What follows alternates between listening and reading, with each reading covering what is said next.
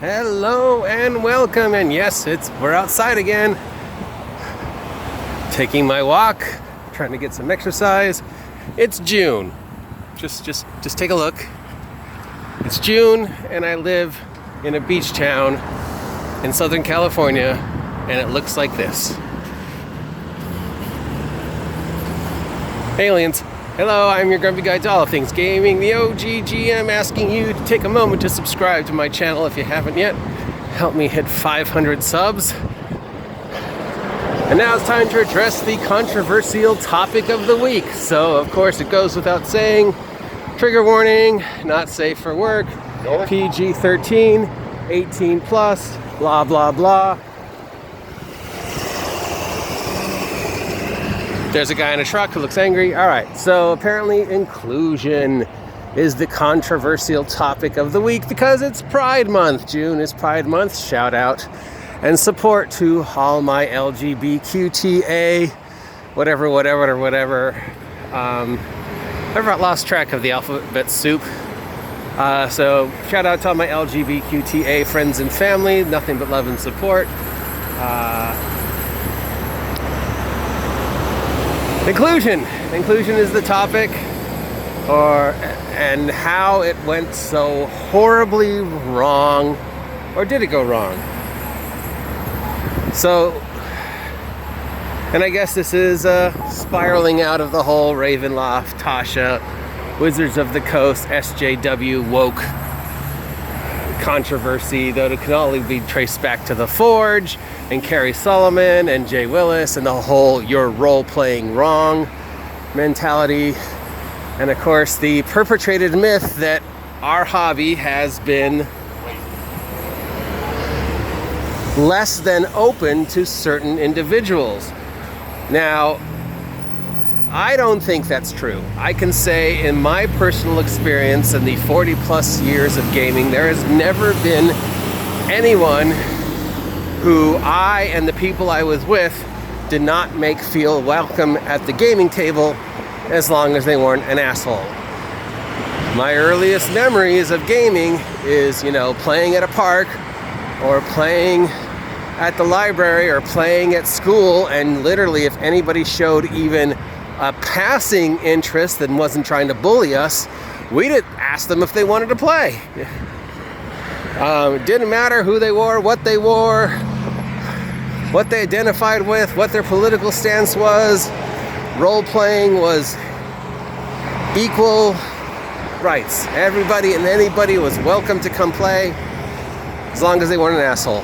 And my memories of college, same thing. High school, college, post-college, if we were gaming and somebody showed even a passing interest, I'd ask them to play. Even today, if I'm walking down the street and somebody sees my Dungeons & Dragons t-shirt and they're like, "Hey, I like your shirt," and I'm like, "Hey, do you play? Do you want to play? I can teach you how to play." So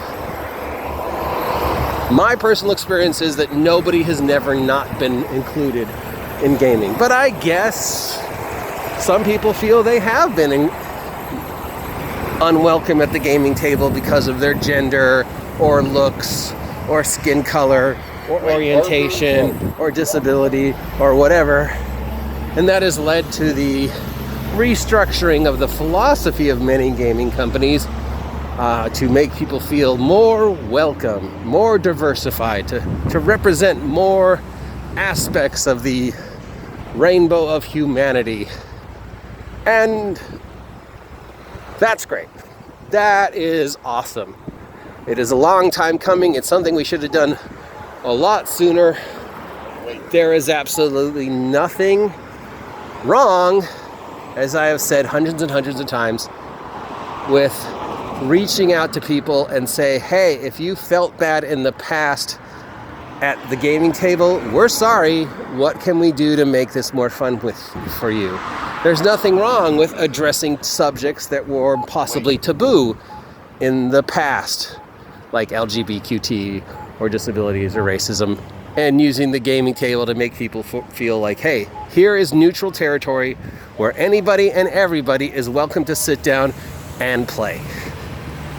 On paper, it is a miraculous idea, and it's far too late in coming, but it's coming. And I want to say in Pride and in as part of Pride Week month, if you're welcome at my table. I don't fucking care who or what you are, as long as you're not an asshole and you don't cheat.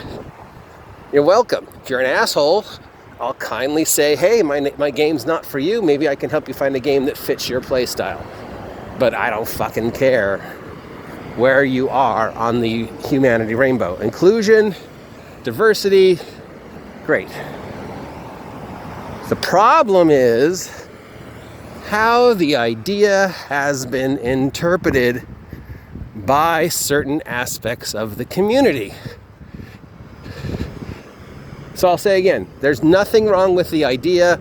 On paper, everything Wizards of the Coast tried to accomplish over the past 2 years was a good idea. Even the shit we're complaining about from Ravenloft, the original intent, good idea. Oh, a bunch of Canadian goose just flew by and I missed them.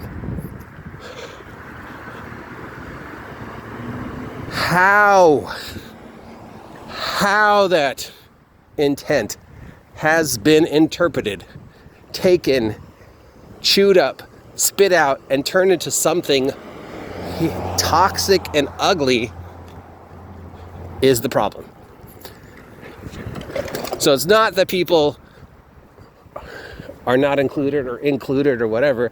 It's that a very simple idea has been turned into a flag post for toxicity and has opened the door to give people the ability to attack the hobby. And especially attack people who aren't part of the 5e post-critical role, post-Genie D cult of Mercer. This toxicity has definitely manifested itself much more virally in the past 5-6 years, post-critical role, post-Genie D, post the ideas being turned into something hideous. That we, those of us who have played the game for a long time, who have played previous editions, who fall under the category of OSR players or Groganards, have been playing the game wrong, and we have been discriminating, which, again, of course, is completely untrue. But they have taken random elements from throughout the history of the hobby and turn them into signposts for their toxicity. And they have used it as a way to profit off of toxicity. Profiting off toxicity, nothing new. Profiting off the toxicity in gaming, whether it be financially or emotionally, again, nothing new. But never before has it been this toxic. Never before has inclusivity been used as a keyword. God, I always say smarter shit when I'm walking. I don't know why. Been used as a keyword to attack others. Verbally, mentally, emotionally, physically. I've said it before. We're in a Cold War right now. The RPG community is in a Cold War. And it's only going to take one more thing to it lead to physical confrontation. Morning. I've already seen physical bullying, and I know in my gut it's going to happen again. And it's because of this. It's because of this. We're racist. We're sexist. We're homophobic. The game is racist. The game is sexist. The game is homophobic. The game is anti-disability. The game has not let people play. We've been playing wrong, but now we're inclusive and we're playing right. And if you don't play the way we play, you're wrong. And you're worthy of the attacks we have been making towards you. You are worthy of the toxicity. Our toxicity towards you, players like myself, is justified. But your response to that toxicity, and here's the hypocrisy, they can attack us. And they started this. Let's make no mistake. This toxic civil war started on the 5e SJW side. We, the non-5e, The OSR players did nothing except be around and be old and have a history, established history in the culture.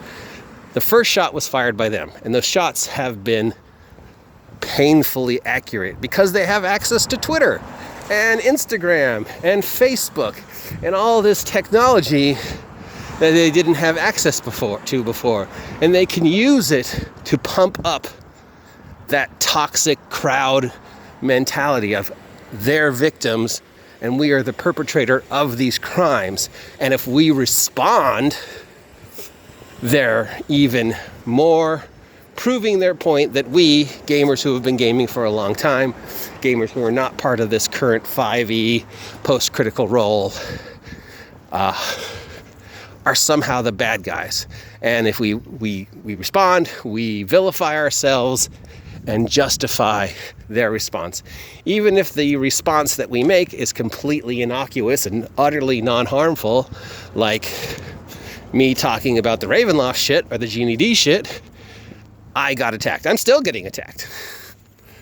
Right now I'm being trolled by some guy with some anti-LGBQT homophobic trolling, even though he claims he's SGW and all for, diversity. But when push comes to shove, these people really don't know anything about diversity or the history of the game or the history of the culture or history in general. Most of them don't even play the game or play it very lightly. Most of them only know about the game because of Critical Role. They just needed a spark to attack. And Twitter gives them the ability to feed off each other. And individuals like, Genie D, who are profiting up that toxicity, profiting up that victim mentality, perpetuate it. So that's the problem. The problem is not, oh, you can't play at our table because you're whatever.